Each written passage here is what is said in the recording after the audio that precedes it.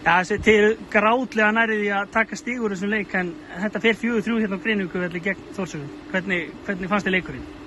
Ég bara jafn leikur í rauninni, bara góður darbíslagur og með fullt af mörkum og fjöri.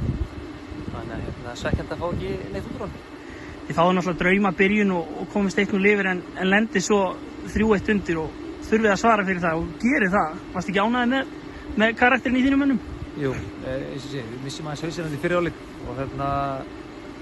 og bara fókusin fór aðeins af því sem við ætluðum að fókusera á í leiknum og það kostaði svolítið en ákváðum að svaraði bara vel í seinni hálfleik, gerðum það og komum vel tilbaka og mér fannst svona að við vera með nokkurn veginn pínu tök á leiknum. Við vissum alveg að það væri gæðamenn hinum með þess að geta skorað og en já, það var svekkjandi.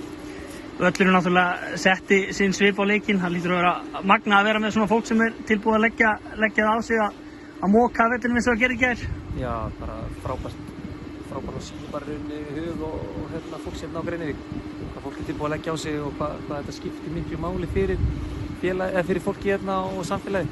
Þannig að bara ræðislegt fólk sem vinnur kringum þetta og í bæjarfélaginu. Kaíró skorar 2 en verður svo fyrir þessu sjokki í lokina að klúðra vítinu. Hvað viltu segja Kaíró? Bara flott strákur og búin að standa sig vel og maður getur alltaf klúðra víti, skilur hann, svo maður getur alltaf skorað á víti eða hvernig sem er hann, bara óöfinn dag. Og framhaldið í raun bara eins, það blóðið barátta áfram. Hvernig horfir framhaldið við þér? Bara bjartsýnir, skilur, það bara næsti heimilega komið til vestra eftir 6 daga og hlökkum bara til að taka mótið þeim hér og undirbúum okkur bara vel í vikunni. Við svekktir í kvöld, byrjum bara undirbúningin á morgun að gera okkur klára fyrir vestra.